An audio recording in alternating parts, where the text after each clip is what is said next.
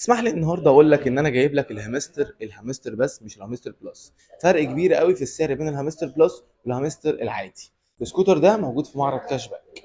هقول لكم تفاصيله وهاخدكم لفه كده سريعه حواليه واقول لكم ايه مميزاته وايه القصه بتاعت السكوتر اللطيف بتاعنا ده.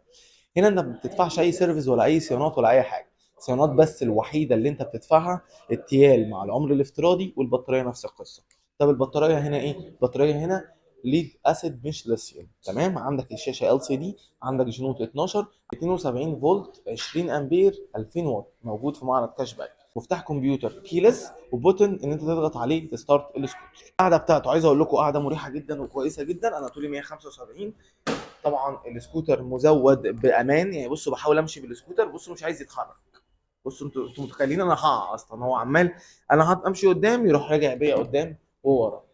بص هو رافض ان هو يمشي لان هو كده ده السيفتي بتاعه.